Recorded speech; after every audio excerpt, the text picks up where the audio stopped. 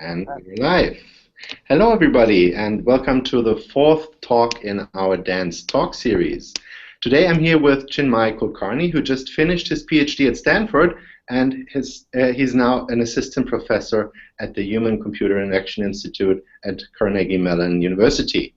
Chinmay's research focuses on techniques that enable students to learn better through interactions with peers, both in online and face-to-face environments. And today, Chinmay is going to talk about leveraging global diversity through small group discussions in massive open online classes. And as usual, if you are following us live, you have the opportunity to post questions in the Hangout during the talk, and we will address these questions after the presentations. And if you're watching the recording, you can post to our Google group, which is linked to our website under Dance CS CMU EDU. And now I'm handing over to our speaker, Chinmay. Hello, everyone. Today I want to talk to you about how we can leverage the global diversity that we see in massive online classes as an educational asset. In particular, I want to talk to you about a system called Talkabout, where we bring together students from around the world into a small group discussion. When I look at the millions of students who have enrolled in massive online classes over the last few years, what I see most is this enormous thirst for knowledge.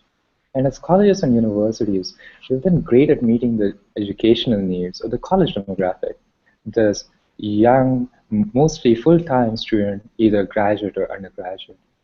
But if you look at the enrollments in massive online classes, here's an example from the HCI online class. You see that graduate and undergraduate students are just a tiny fraction of the population that is interested in learning. In fact, a majority of students in these online classes are working full-time and maybe retired and have other experiences. Now, what this creates is a classroom that is enormously diverse. You have people bringing in their work experiences over lifetimes into this classroom. In addition to this experiential diversity, we also have diversity of location. If you look at, again, enrollment data from the HCI online class, you see that you have students enrolling from all around the world. Now, I'm showing you data from the HCI online class, where these data are similar across many classes that you've seen across edX and Coursera. And what I think this is hinting at is that massive online classes have created the opportunity for us to teach an enormously broader population. But now that we have the means to access this enormously broader population, the question to me is, how do we teach these thousands of new learners effectively? In particular, in this talk, I want to speak about how might we leverage this massive global diversity that exists in these online contexts as an educational asset, especially for a discussion and conversation. How might we expect diversity to help us educationally? There's, of course, many reasons, as many of you who are listening to this talk know. Diversity is strongly correlated with many positive educational outcomes. In this talk, we're going to mostly focus on the informational benefits of diversity and the cognitive benefits of diversity. Informationally, students from different parts of the world grow up in different educational systems. They have different professional knowledge, and they have different cultural values. Talking to students from different parts of the world gives students in online classes a peek into their professional experience and information that they have. Another benefit of diversity is a cognitive benefit. When students meet others who are unlike themselves, they move from a mode of thinking which is passive to one which is much more active, effortful, and conscious. And when students think more actively and effortfully, we expect them to learn the concepts that we are teaching them in a deeper fashion. Now, these benefits of diversity are great in theory, but in practice, most students in an online class are studying in isolation, alone together, as Cheryl Turkle puts it. And even the students who seek out their global peers do so in a somewhat homophilic way. This is a set of screenshots that I captured from just one online class. And here you see students from all around the world who want to meet people from their part of the world. You have people who want to speak others who speak their language or who live in the same country. So you have this enormous diversity, but it's an overlooked asset at the moment. But this isn't a new problem with students having homophilic instincts. We've seen this in in-person classrooms as well. And in in-person classrooms, what we've done is created and designed systems that enable students to break this homophilic mold. For example, we might consider students who live in multicultural dorms, or we might consider asking students to form cross-expertise teams in project-based classes. And the question I want to ask in this talk today is, what is the online equivalent of a multicultural dorm or a cross-expertise team? So in doing so, I want to talk to you about a system we built called Talkabout, which uses global diversity as a design opportunity. It creates small group discussions in these massive online classes. And after describing the system to you, I'll describe to you a large-scale evaluation which looks at, does diversity in online discussions actually help students learn better? Finally, I want to speak about some reflections and some best practices we've learned on how we can design classrooms that want to teach through diversity. So here's how Talkabout works. Instructors who integrate Talkabout into their classrooms first decide the topics that students should discuss in a particular week. Then students choose a time when they're available to speak with their global peers. Once they've chosen a time and they show up for the discussion, Talkabout automatically groups them into a small group of students from around the world. Along with the video discussion that happens over Google Hangouts, we also show the discussion topics that the instructor chose for that week. Now, students get to choose they get to choose when they speak with their global classmates, but they don't get to choose whom they speak with. This allows Talkabout to assign students to groups in order to improve the diversity of each group. In particular, Talkabout uses this greedy group assignment algorithm where you assign a student to one of many parallel groups.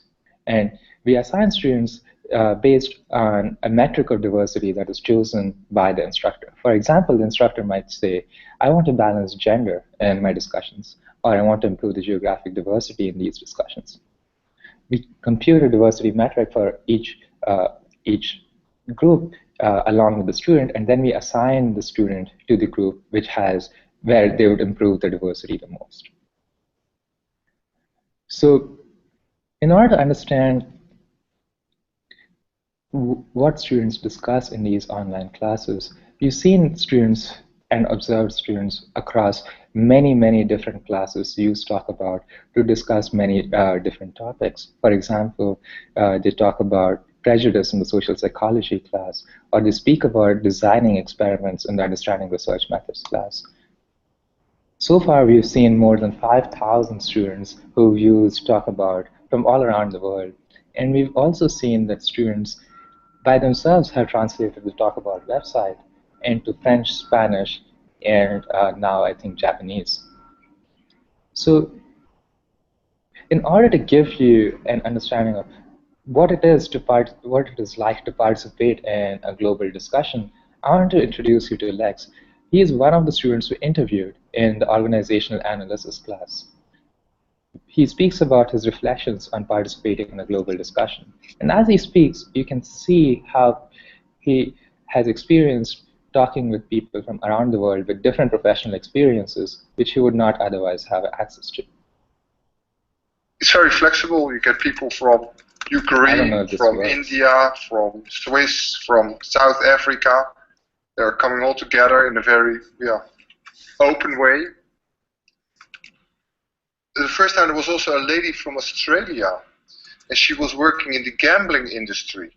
She was very evocative, very she was very bright. There was this guy from China as well. That was really, he worked in Geneva for the United Nations, completely over frustrated by bureaucracy. where you meet all those people from over the whole world and coming together and discussing the same theories. That's really exciting. Now, I don't know if you could actually see the video, but I hope you got to hear what Lex had to say about his experience with Talkabout. There are thousands of students like Lex who participated in Talkabout and who had the opportunity to share their experiences with students from around the world. We looked at one other metric, how does this work? Does this work at all? I'm going to go to the next slide manually. So we looked at this one other metric of how students from around the world discuss and talk about, and we noticed that the median pairwise distance between students who participated in a single discussion session in Talkabout was around 4,000 miles. That's around 6,000 kilometers, or more than the distance between New York and London. We also see that the median number of countries which were represented in each discussion group with 6 people was 5. So this is truly a global discussion. Now, do students enjoy speaking in a global discussion? We looked at the discussion durations of the duration that each participant participated in each discussion. And when instructors created these Talkabout discussion sessions, they suggested that students speak for 30 minutes. In fact, we see that the vast majority of students speak for around 60 minutes. The median discussion time was 58 minutes. We looked at the data and we then participated in a few discussions to find out why that might happen. And one of the things that we noticed was that instructors said, there is no way you'll be able to get through this whole list of topics that you should discuss. Why don't you pick one and then discuss that? And so students picked one and discussed the topic, and then they decided to pick yet another topic and discuss that instead. So that's why you see students discussing for much longer than they were asked to. All right. So now that we've seen that students discuss using Talkabout, that we have seen anecdotal evidence on how they speak with other people, as well as we've seen statistical data on how frequently we create global discussions. I now want to speak about a large-scale evaluation on how Talkabout improves outcomes in discussions. So I want to describe to you 2 randomized controlled trials which speak to these 2 research questions. First, does participation in discussions in an online class help? And second, does the diversity amplify the benefits of participation? So for our first experiment, we looked at, we ran our first experiment in the irrational behavior class taught by Dan O'Reilly, and it had 934 students who consented to participation. The dependent measure that we used in this particular experiment was the total course grade that students achieved in the class. We used this as a metric for how well students did in the class, because we want to see the benefits of participation. We had a between subjects setup where students were either assigned to a discussion group where students could participate and talk about throughout the duration of the class, or a small fraction of students were assigned to the waitlist group where they could sign up for a discussion, but they were told that they were on a wait list for the first half of the class. Now this creates a setup where where some fraction of the class, which is equally motivated, is prevented from participation, while a different subset of the class is allowed to participate in discussions.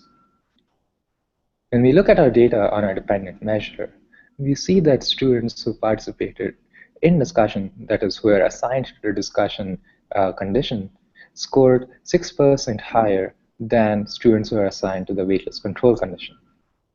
As with all the results in this part of the talk, this difference is significant. All right, so now we are seeing that students who participate in discussions do better, but this could simply be because they're spending more time talking about and thinking about the topics that are taught in class. So in the second experiment, I want to ask the question, does diversity in these discussions improve the benefits of participation? And to do so, we ran a strictly controlled experiment that you can find in the paper, and a large-scale experiment that I want to describe to you today. Now, this was an experiment with around 2,400 students in the social psychology class. This was an experiment where discussants were assigned to the first available group instead of assigning them to the discussion group, which improved the diversity the most. Now, what this does is it creates this natural variation in diversity. We then measure students' performance on the final exam that happened a week after they participated in these discussions. Because this was looking at performance on a final exam, we also have a measure for prior performance, and we used the total course grade until the point of the discussion as a measure for prior performance and controlled for that in our regression models. Okay, so here are the results. The grade difference between students, the average grade difference between students who are assigned to the most diverse discussion groups. In this case, we operationalized most diverse as the discussion group, the largest number of participating countries, and the least diverse discussion groups. So in the social psychology class, we found that students scored on average 2.5% better on the final when they're assigned to the most diverse discussion group. We repeated this experiment in the organizational analysis class, this time on weekly quizzes. And we found that controlling for prior performance, students in the organizational analysis class scored around 3.5% higher on each weekly quiz when they were assigned to more diverse discussion groups. All right, so far we've seen that diverse discussions, participating in discussions helps, and that diversity amplifies the benefits of participation. Now, I want to talk about how teachers can actually create discussions that amplify the benefits of diversity. The benefits that we showed you, for example, in the social psychology class, happened because instructors spent a lot of time trying to create discussion agendas that were suited to their global population. When we looked at how instructors had structured their discussion, we found 3 common themes for how they leveraged diversity in their discussion prompts. I want to walk you through those 3 themes using this example discussion agenda from the irrational behavior class. All right, so the first method that instructors used to amplify the benefits of diversity is to encourage self-reference, especially self-reference which lead to contrasting perspectives. As we all know, self-reference and elaboration leads to more recall, and it leads to a deeper understanding of the topics that you're speaking about. And especially in a global classroom where self-references can create contrasting perspectives, they may help students to question their implicit assumptions. So this was the first method that they used. For example, they might ask, are you irrational? Encouraging students to self-reference on that. The second method that instructors used was to leverage peers as mediators. A common technique we saw was instructors would throw in words like decision illusions, which is a state of the art, a term of the art that was discussed in class, but not elaborate on what decision illusions meant. In a small discussion group, it's likely that at least some students remember what decision illusions mean, and they act as mediators and explain what they mean to other students. Finally, the third prompt that we saw was having wildcard prompts that elicited different everyday experiences from different parts of the world. Might mean something entirely different to someone in Florida as someone in, say, Syria. Now, when you elicit different everyday experiences, we see again a chance to improve. Oh, we're using this room. Sorry. I just have someone coming in 11:30. Okay. You can stay there as long as I'm not. Are you coming in? Yeah, we're having a call. Okay. Sorry. All right. Yeah. Oh, wait, Okay, thank you. So we see that current events can bring forward different experiences to the same discussion group. All right. Now, one last thing that I want to speak about here today is Talkabout was designed as a one-time discussion platform. That is, students would come in and they would meet meet their global peers for a small duration of the discussion. But actually what we found was that students were using Talkabout as a springboard to form longer-term and global friendships. So they would discuss first in a Talkabout session and then exchange contact information with the group, such as email addresses and LinkedIn profiles. In a cross-class survey, we asked students how frequently they did so, and around half the students actually shared contact information with students in the discussion group.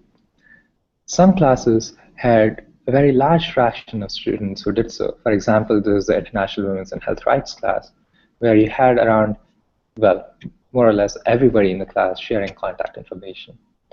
And when we asked students why they did so, we found responses such as they wanted to create a strong network, a network group, or a support group, and using Talkabout was a low-cost way of doing so. All right, so I want to pause here and ask Oliver. Oliver, do you have questions for me, or should I keep going? I believe there is someone who's using this discussion. I'm sorry, this meeting room. Should I continue going? Yeah, we booked this room, so nobody should. Okay, they said they have something at 11:30, but okay. Let's book till 1. Oh, great. All right, so let me go back to my screen, to my slideshow then. And so originally I planned to speak about the benefits of Talkabout and how we've created global discussions. But I thought I should also speak about the fact that this is a lot of work. This was the most common thing that instructors told us when they were setting up their discussions on Talkabout. This is a lot of work. Will students actually participate in my discussions? You want me to create discussion agendas which incorporate all of these best practices. Is it worth the effort? And we got this question often enough that my collaborator, Yasmin Kochuri, actually investigated this issue. And she has a short note in the Learning at Scale conference this year. I want to describe some of her findings to you today. So when Yasmin looked at this question of will students participate, she found the answer was really, well, sometimes. So on this slide, I want to show you a chart where on the y-axis, I'm plotting the follow-through rate of students who use Talkabout. The follow-through rate is what we define as a fraction of students who actually participate in a discussion, given that they signed up for a discussion. So this is a measure of how well Talkabout, I think, at least we believe, this is a measure of how well Talkabout is meeting the needs of students who are motivated and want to participate in discussions. So if we plot the data from the 20-odd classes that have used Talkabout so far, here's the trend we see. Now view first the numbers a little bit so they've become circles because we want to protect the identity of individual instructors. But you see here that this data is really all over the map. There are classes where 64% of students signed up for a discussion participated, and there are other classes where only 0.5% of them did. So here is an example of a class which had really high participation. This was the social psychology class that I described to you earlier. It was taught by Professor Scott Plous at Wesleyan University. And here is a class that did poorly. This is the class that was taught by my advisor, Scott Clemmer. It's the human-computer interaction class. And I want to thank Scott here for being so gracious for allowing us to share his experience in this talk. Now you might say, well, what is the difference between the class that Scott Plous teaches and what Scott Clemmer teaches? Maybe it is just a case of the cobbler's children having no shoes. Maybe you didn't pay enough attention to the human-computer interaction class. Actually, I think what's happening is that social software seldom succeeds and most often fails If you look at the example of Wikipedia, there are a lot of encyclopedia projects that happened at around the same time, which did not succeed.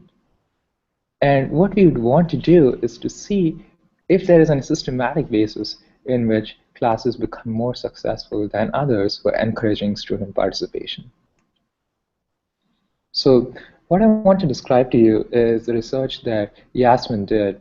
And I want to say here up front that this is a correlational study. This is not a randomized controlled trial. We did not ask instructors to make decisions which would lead to a low follow-through. But I think that the results are still somewhat instructive, so I want to share them with you today.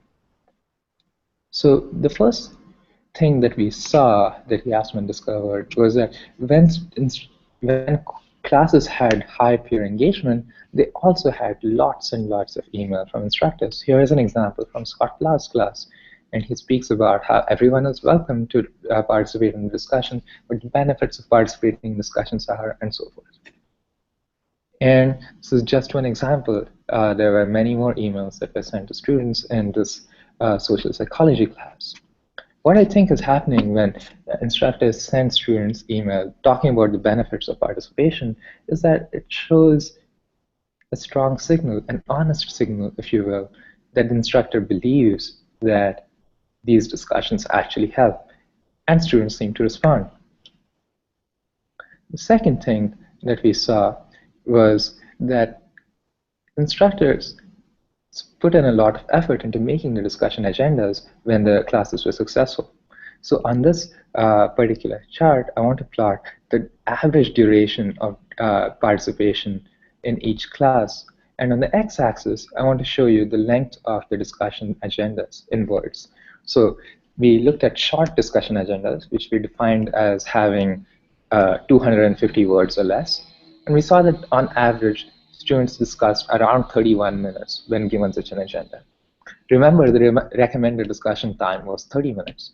So they're just doing a tad bit extra on average. We also found that simply putting in the effort to make a longer discussion agenda doesn't pay off in how much students discuss. So the difference between these two charts is statistically not significant. A longer discussion agenda is something we define as having 250 words or more. What we found was really interesting was that once we added credit for participation, discussions with long agendas had a very large jump in the duration of discussion, approximately doubling. And this is a statistically significant difference. Again, what is happening here, it seems, is that when instructors give credit for participating in a discussion, it suggests to students that this is a discussion activity, or this is a classroom activity that is pedagogically valuable. Now, interestingly, we also did not find any discussions which were short and had extra credit, perhaps because instructors themselves at sometimes felt that these discussions were not so central to the pedagogical goals of class. Again, students seem to notice this. I should remark again here that these are correlational results. They're based on more than 1,000 discussion sessions by students, but these are not the results of a randomized controlled trial. Okay. Now, I want to talk about one last thing when it comes to student engagement. And what Yasmin discovered was that students in classes which had a low follow-through rate oddly seemed to have a lot of scheduling issues. They would, when asked why they did not attend a particular discussion, they might just say, I forgot. They're more likely to say, well, I'm sorry because I had this other thing that I had to go to and there was no way I could reschedule that, and so on and so forth.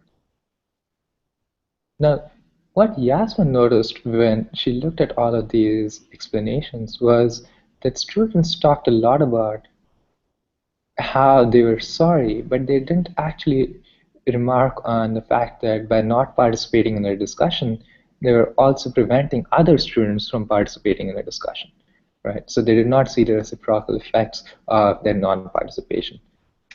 So then we said, well, what can we do about this? Students don't see the reciprocity of participation. We did the simplest possible thing that we could think of. We sent students email. We sent them email which said, your discussion attendance matters. And here's a key line. Remember, your peers are counting on you to show up. Without you, a student might not have a discussion partner.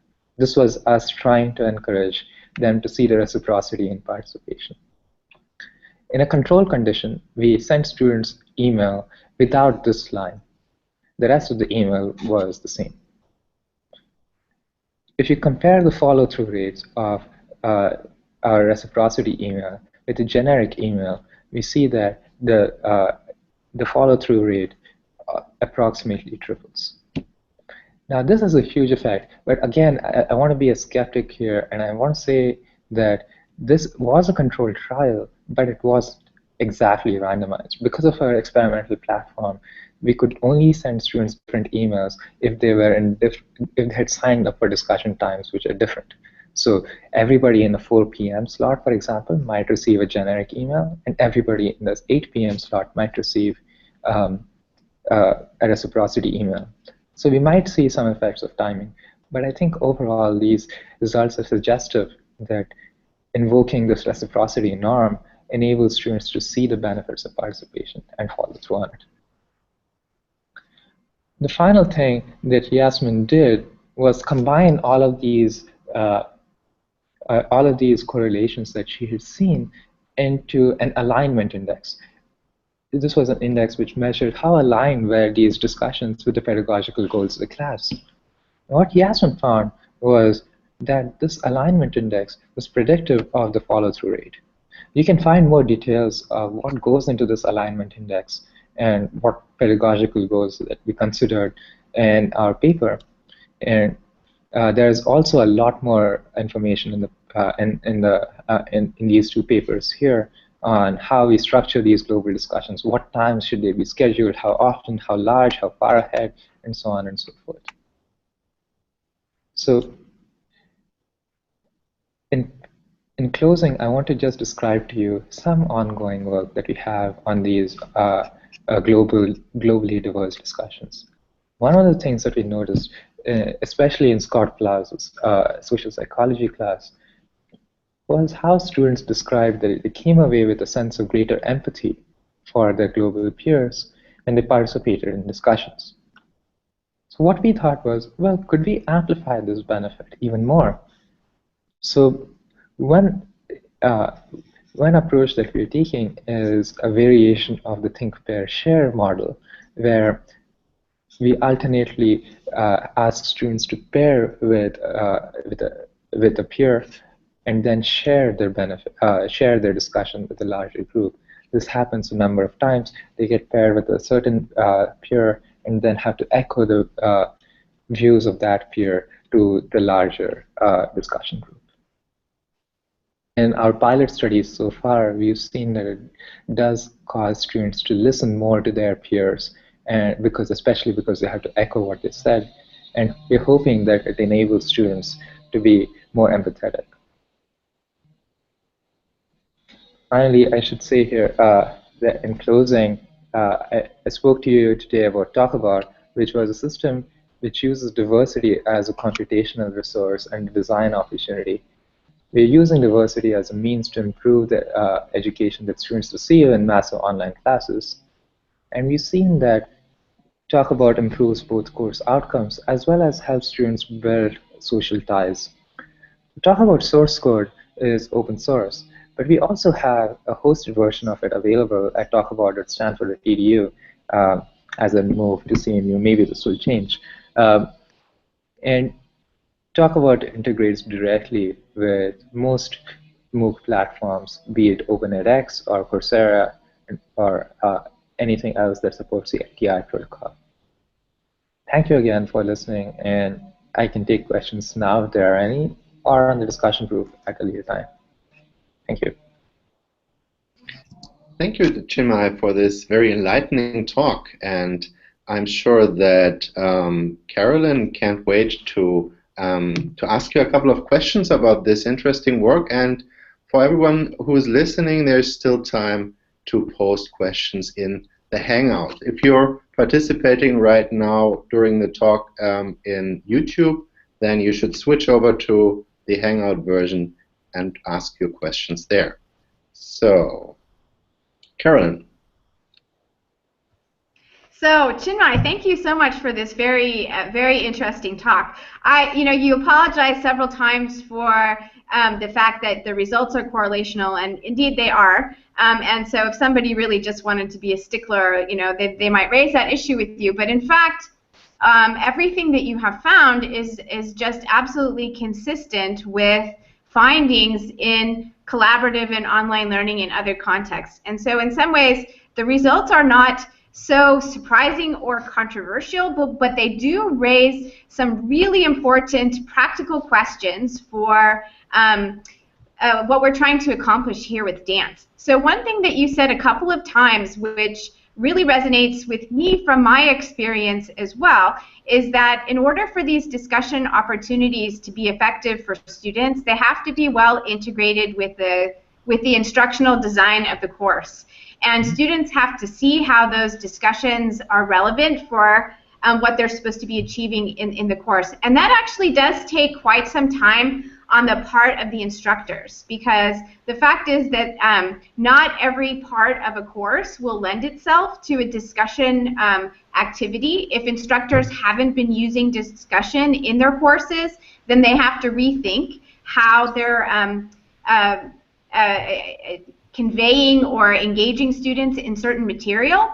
And so especially as we have developed more tools in our own work for trying to build support for collaborative discussions, what we found is that now the actual work to build those experiences is very brief, and what we're spending most of our time on is the instructional design.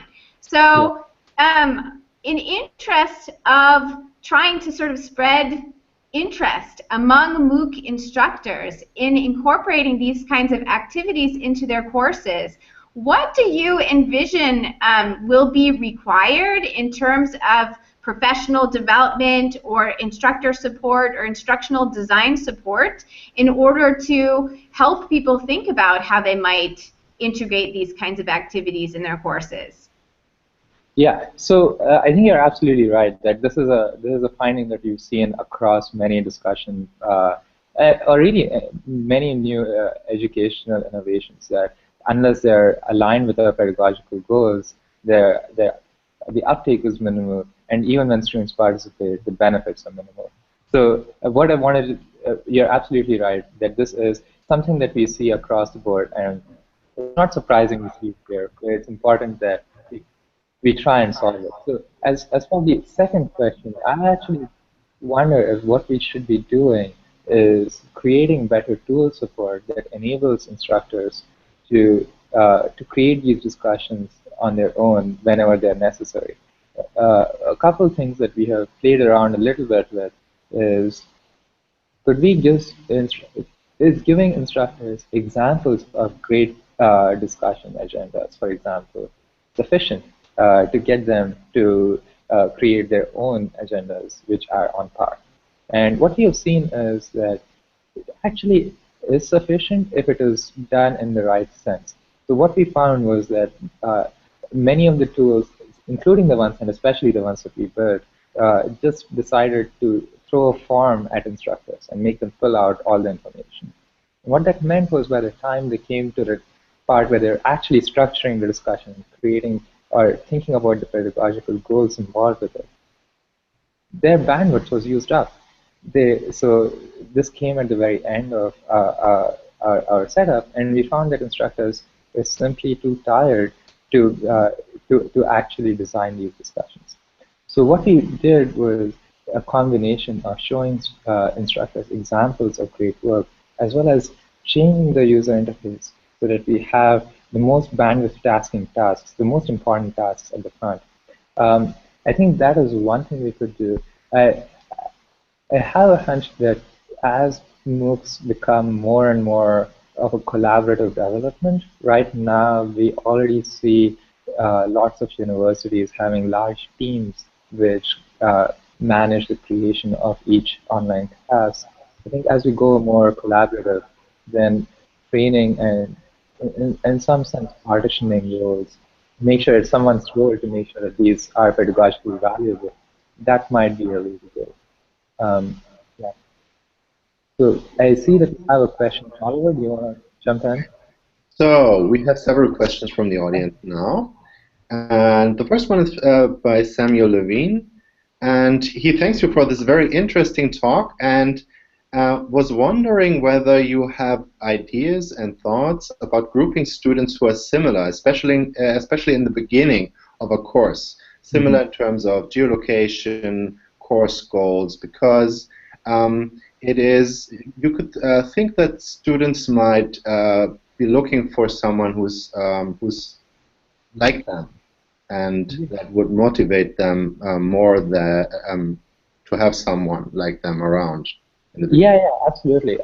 So one of the things that we did, which I did not describe in the talk today, was a strongly controlled experiment where we either assigned you to a discussion group which had students from your geographical region, or a discussion group which had students from all around the world. Right. So, for example, if you were a student who was residing in Vietnam, you might see students who are residing in Vietnam, Singapore, Laos, and Cambodia. Right. So we'd only pick students from that part of the world, and we actually observed a few of those discussions. And what we saw was that students were surprised that that happened. That we actually managed to find someone who was so geographically close, and B, they thought that these discussions were more familiar. Now, the downside of having that familiarity was that students were more inhibited in actually coming up with pointed questions or bringing up issues which were difficult. One thing that I wanted to share in this regard, let me just turn on the screen share again. We also tried, we also ran this, in one class we also had Talkabout discussion agendas offered for students who are discussing in person. And in person, we saw the same sort of trend. It was really easy to start discussion, but everybody has very similar views, so you don't get very much out of it. On the other hand, online, it's like a mini UN. You have students from all around the world. It is a little more difficult to start this discussion because you're less familiar with everybody. But we believe that students would actually get more out of this. So your point is well taken, though. One last thing that I want to say in this regard is one thing that we are experimenting with right now is we can have students who are familiar with each other but still globally diverse. So let's say you participate in a discussion today, then the next week when you participate in a discussion, we will try and find the same people who you discussed with last time around. So that sort of balances out the familiarity issue and provides you some of the benefits of diversity. Thank you. This was a very detailed reply to this question. We have another one by Chinmay Chang, and he also thanks you for this very interesting talk. And he says that designing diverse discussion groups across cultures is very exciting and a big opportunity. And that the literature suggests that it's often challenging to make cross-cultural collaboration and communication effective. And he was wondering if you have tested any strategies to support cross-cultural collaboration, such as to build intercultural competencies and support. Well, that's a great question. I couldn't get the name of the person, but this is a really great question. I think this is a central theme of a lot of research that's happening in MOOCs and in cultural diversity. The strategies that have worked in the physical world, I think, show you the right mechanisms for what should happen. For example, they tell you things like people should meet in an equal status setting, or people should meet in a place where their differing views are welcomed. Now, what I think is something that we need to all work together on is how we can translate those findings from the physical classroom to the online world. Right? So what does it mean to create a place where differing views are welcomed in an online setting? How do we create a setting where people have equal status and not a setting where It's just the fact that leadership is ambiguous rather than equal status. So I think that is, to me, it seems like an open question. I don't have very good answers specifically, but I think that one thing that might help is to look at the mechanisms that have worked in the physical world and translate the mechanisms, but not the forms of those interactions to the online world. I think this is a very good answer, and I'm sure you are going to explore this further in your upcoming research.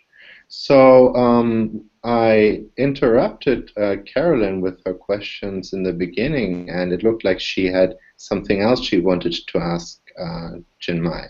Is that correct? Yes. I have lots of questions for Chinmay. Yeah. I could go on all day, but it looks like actually we only have 10 more minutes left for the session. But so one question I have is whether manipulating composition with respect to geographical location is it's really just you know, that you're actually manipulating other things. So yeah. You might say you know, more geographical diversity means more diversity on all respects, but maybe it depends on where the students are located. So there might be some regions that are more homogeneous than others. So if a student comes from a place that's already very diverse, then do they benefit as much? That's one question. But another question is whether for all kinds of discussions, geographical diversity is really the right kind of diversity. So, for example, if you're talking about math, does it really matter whether they came from the same region or not? Or maybe there's another dimension of the diversity that is more important. Or conversely, if you find that manipulating geographical diversity does help for something like math, is it because many of the people, more of the population is North American? North America ranks less on math. More of the international people are from India and China, where they rank higher on math, and so then those people are benefiting from having students who actually have higher levels of achievement than them. So it seems like you know, there's a question of what's really being manipulated here. That's sort of a theme across these questions, and I wonder if you've thought about that and whether you've kind of thought about a framework for how you might leverage different dimensions of diversity. Yeah, you're right. I think the point that you make, that geographic diversity is really a proxy for other kinds of diversity, is exactly right. So if you look at the literature, most of it comes out of economics, or especially national economic studies. You see that geography is strongly predictive of a lot of different things. So in the United States, for example, your neighborhood is strongly predictive of your income. It's strongly predictive of your longevity, your general health, your educational level, how large your family is, what means of transportation you have. So many of these lived experiences are encapsulated in the place where you live. So what I think we're doing when we built the system was we wanted to see what is a measure that we can easily operationalize or discover. Location happens to be one of them. You can use IP location, for example, to get a somewhat coarse estimate of where people live. So that is why we operationalized it as location. As to the other question, what is it that we're actually trying to make diverse? I think different classes will have different needs. And one of the things that we try to do with Talkabout is to let instructors operationalize diversity as they want. So right now we support instructors saying we want to have an equal gender balance, or we want to have equal location. And we could add in other things. For example, we want to have different educational levels, or we want to have professional experiences which are different. So I think we can, what Talkabout demonstrates is the sort of a framework that we can improve education through diversity. And it demonstrates that through the use of location, but I think we can use other methods as well. And for the last thing about whether it's differentially helping some students versus others. That is a really important point, and I think that you're absolutely right. So on a very basic level, video connectivity or a bandwidth for video communication is not uniformly distributed around the world, right? So you might see that students in the United States have more of a chance of participating in Talkabout than students from Egypt, right? So there already we have a differential effect. Beyond that, you might have differential effects on which country you live in. For example, if Americans need more help with math, do they benefit more, right? And I think when we looked at our data, we did not see evidence of that happening. We saw when we removed the largest components of participation. So if we remove all students from the United States, we still see that the other students benefit. So at least with the classes that we have seen, that differential is not in our data, but there is certainly differential aspects of access. So that's something I think we should eventually find ways to work with. Yeah. So I have one more question.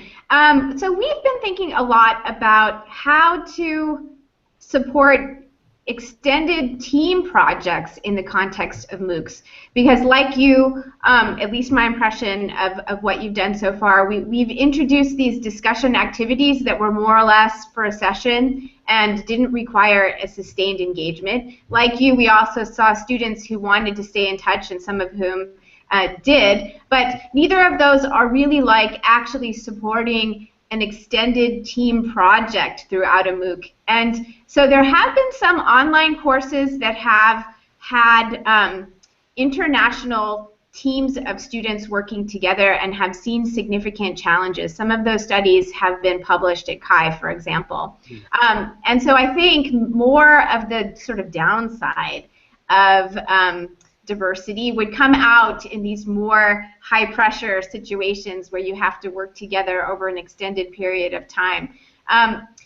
Do you, I guess the question would be, I mean, so since you haven't actually, I think that you haven't been involved in this work, I'm not sure the extent to which you've spent time thinking about what would have to be different in Talkabout in order to support these. I see this as being kind of related to John Way's earlier question, though, about trying to make these teams work well.